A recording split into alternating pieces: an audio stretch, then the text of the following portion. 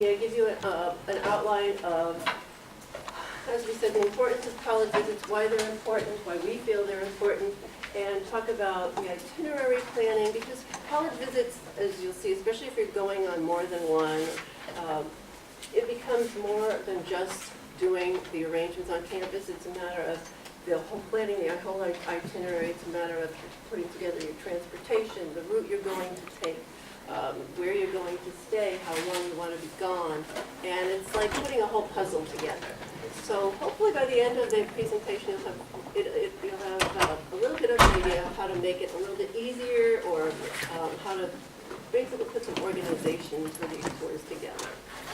I guess the other thing is if anybody wants a copy of the presentation, just let us know. There's actually a sign-up sheet up here, so we can certainly send listening versus scribbling notes, or whatever's easiest. You can pass that around me. We can do that too, sure.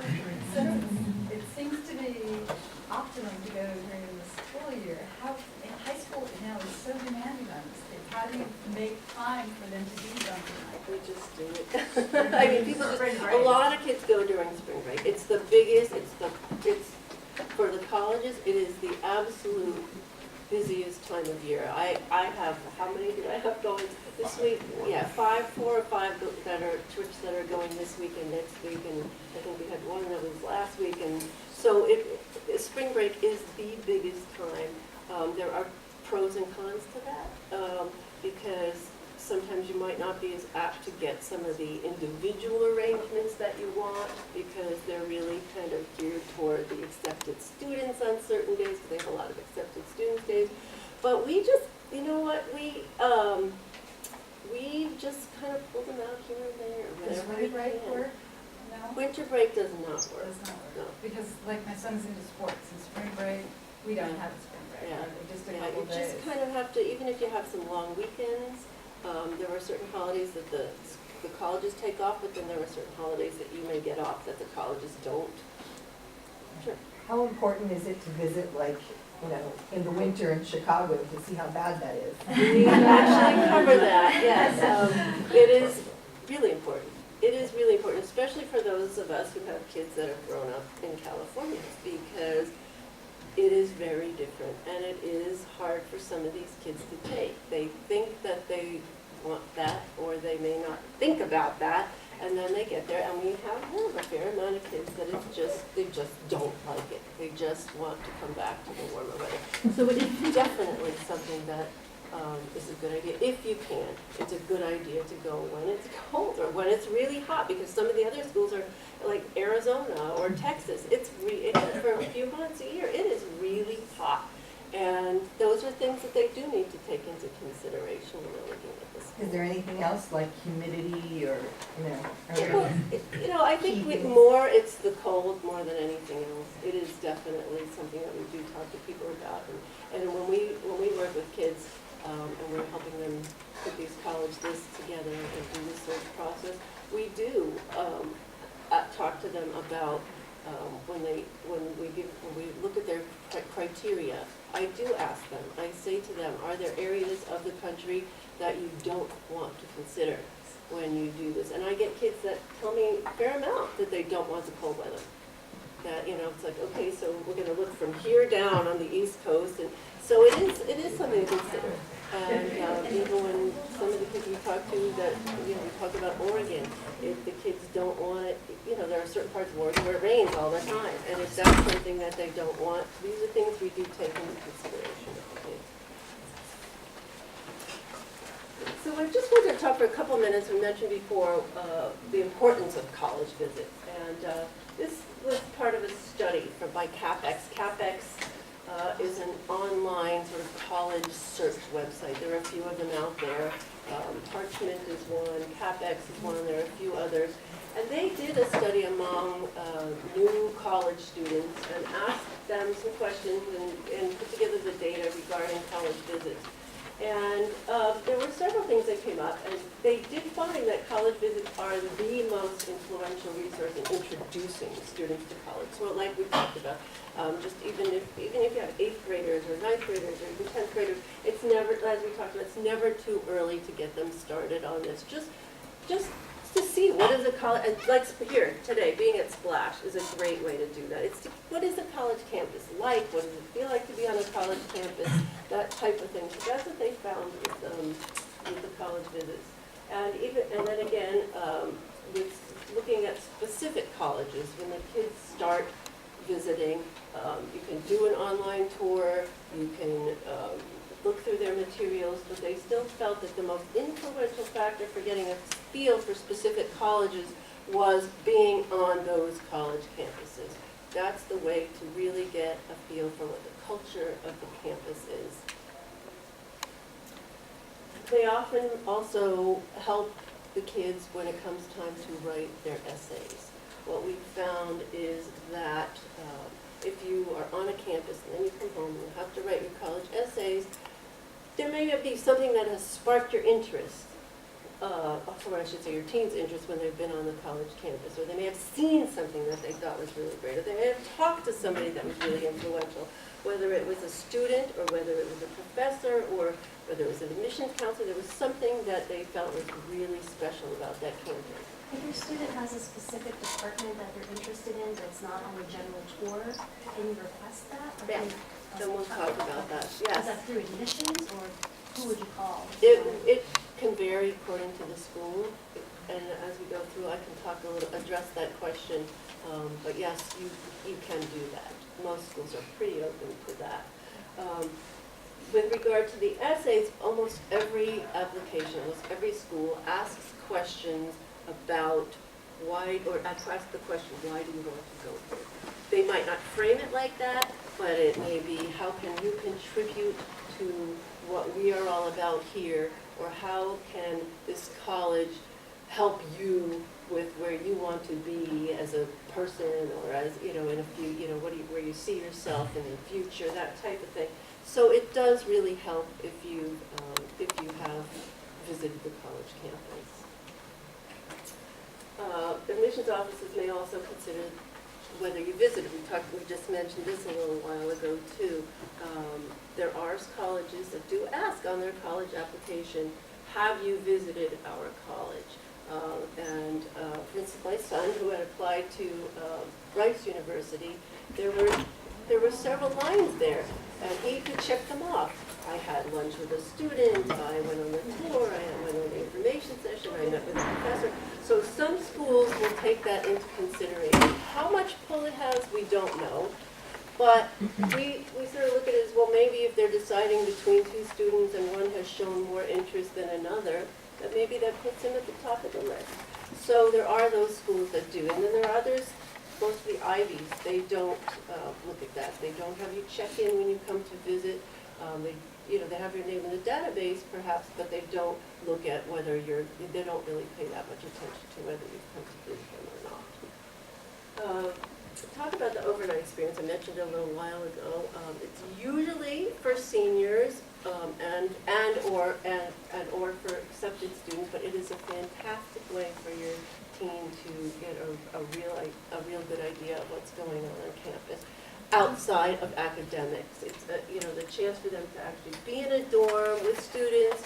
It's not just your tour guide, so these kids are free to say all kinds of things. Your team may get a chance to go to a special function or an athletic event or anything like that with somebody that's hosting them. So it's really a great way for them to get a good picture of what's going on.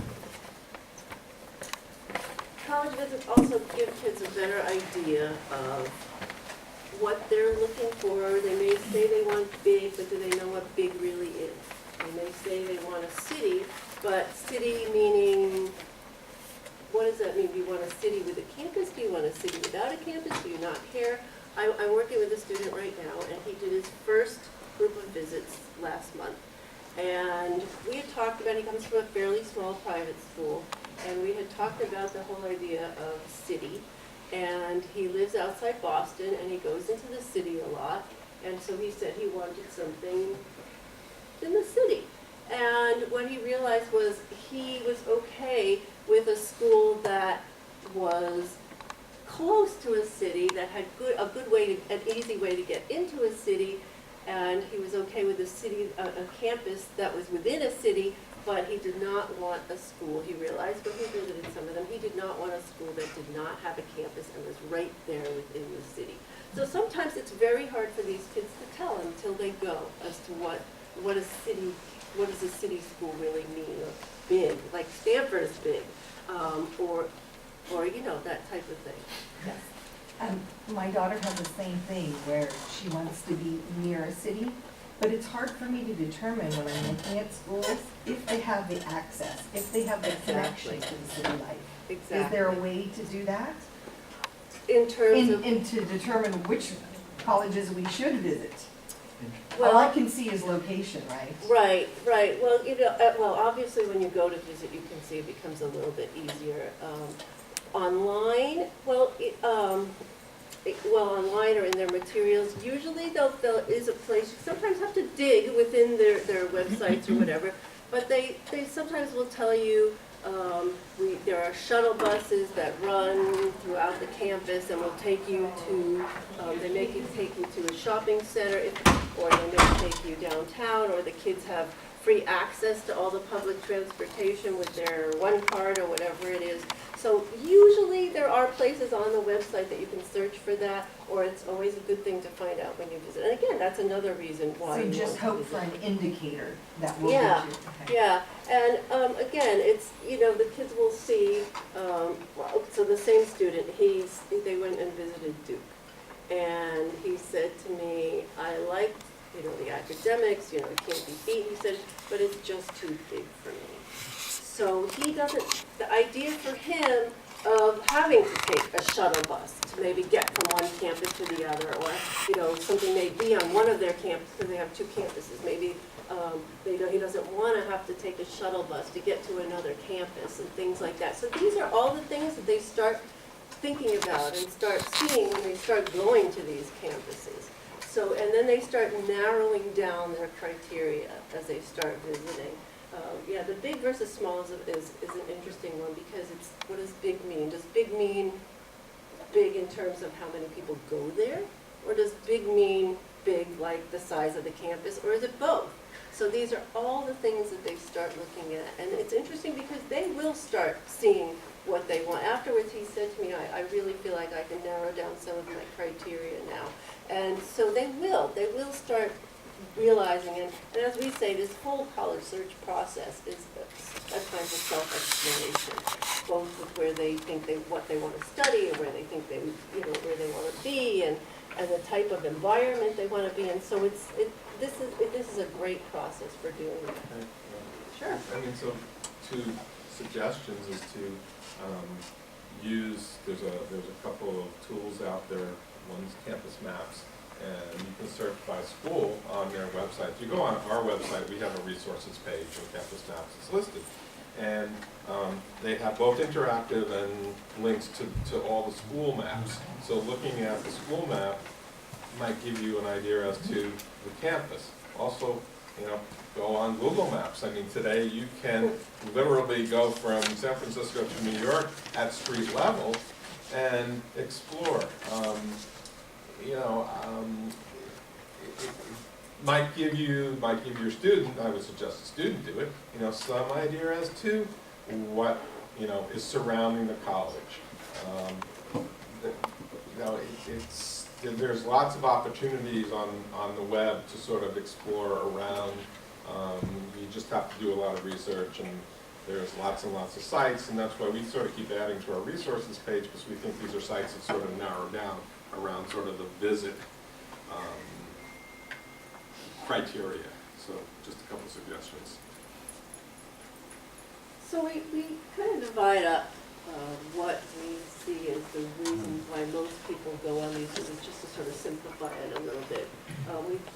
One is that those of you that may be beginning this college search process, and you want to look at schools, you have maybe some idea of what, you know, your teen has expressed some interest, but you want to sort of narrow it down again by figuring out, do you want big, small, that, what we talked about. Some kids have a prospective college list, but they need to narrow it down further.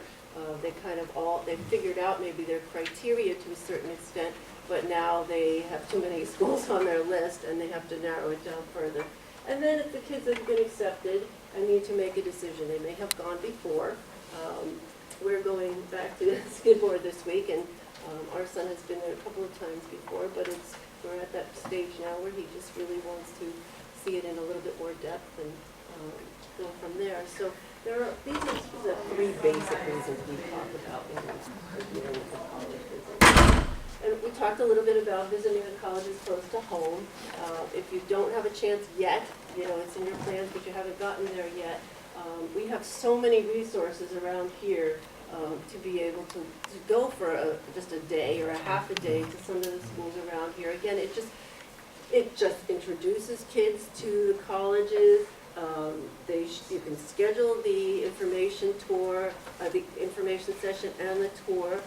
Let them do that. Let them sit in on it, even if it's a place where they might not be interested in. What do they think about the size of those schools?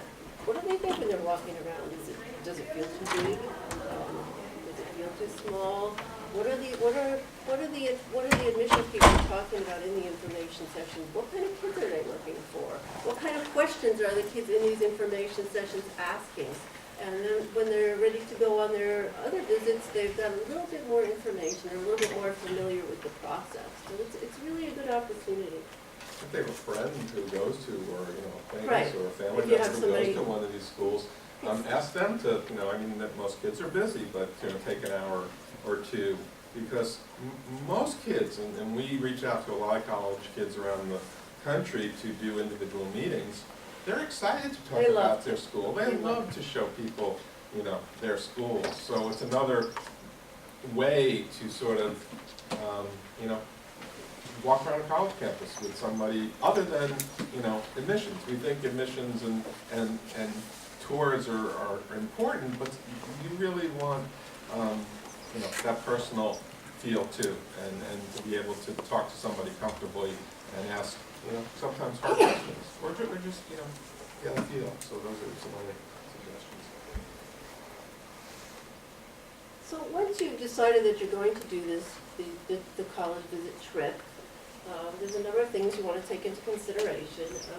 One of the things you talk about is this goal setting. What is the goal? Why are you going? What do you hope your child is going to get out of this process? And that does help a little bit when we talk a little bit about what kind of arrangements you want to make on campus.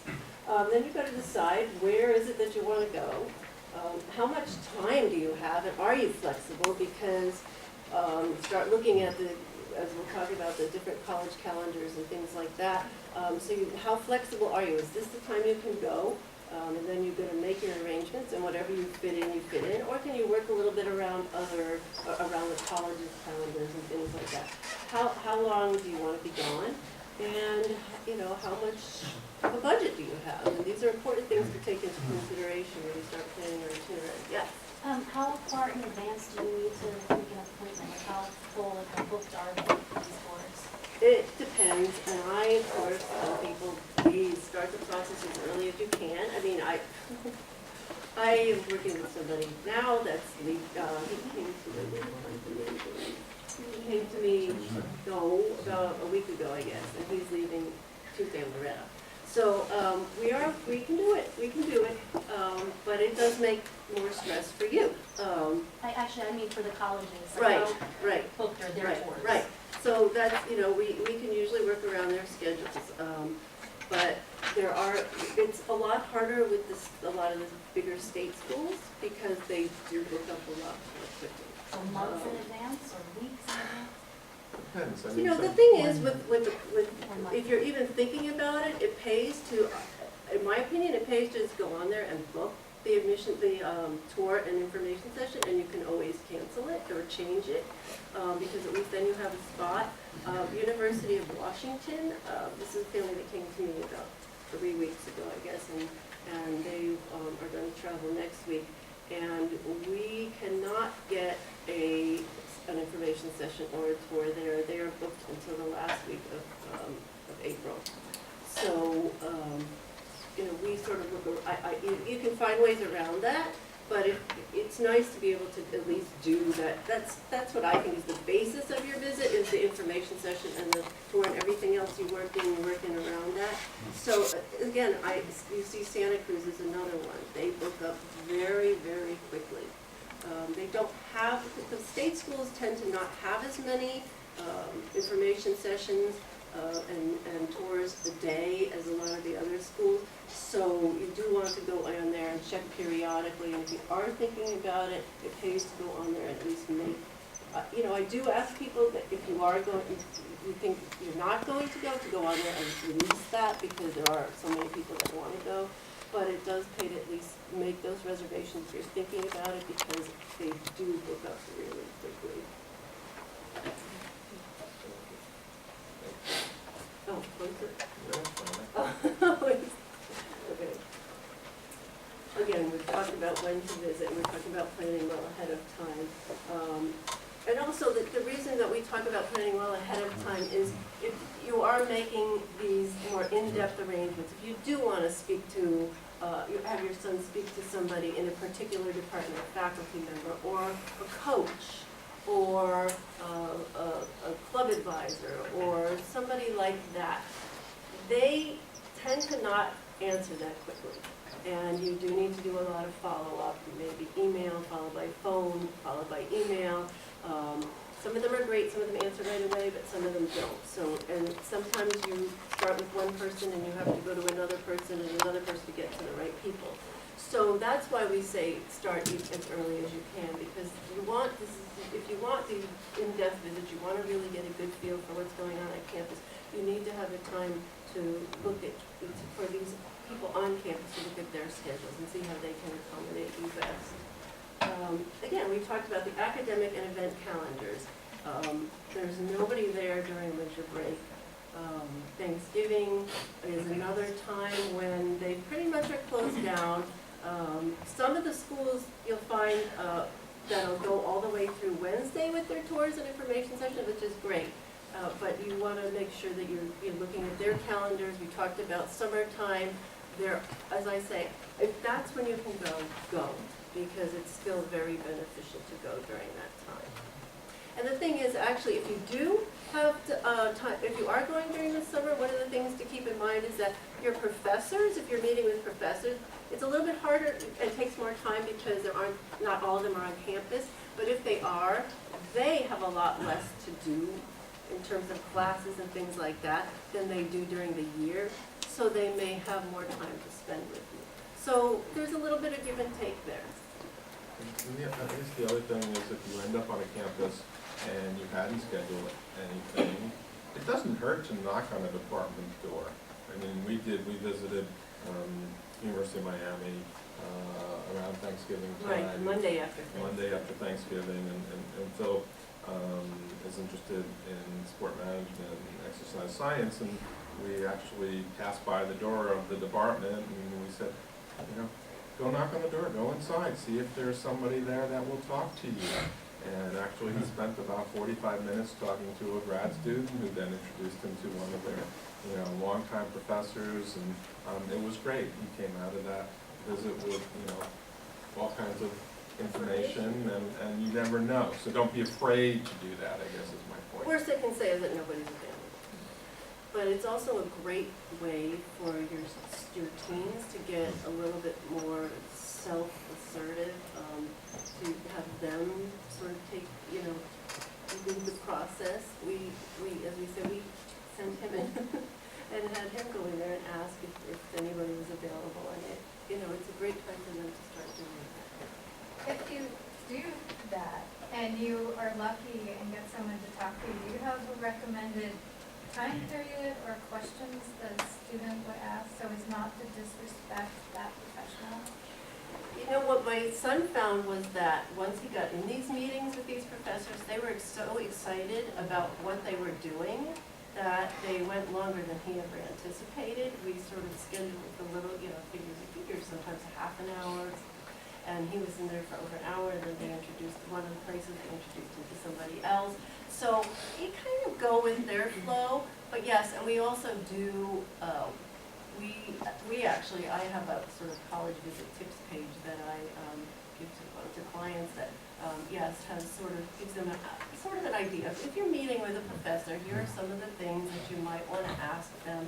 And a lot of these, a lot of the questions are things that the student could go, what I have one student now that I just said to him, go online, go to the majors that you're interested in, and maybe compare, what's a good thing to do is maybe compare from one school to another that you're going to visit within the same major.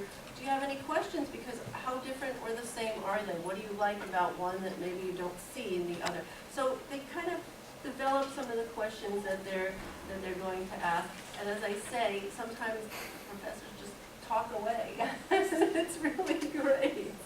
It's That's a good thing about professors. yeah, they really, they really are excited about what they're doing, and so it's infectious.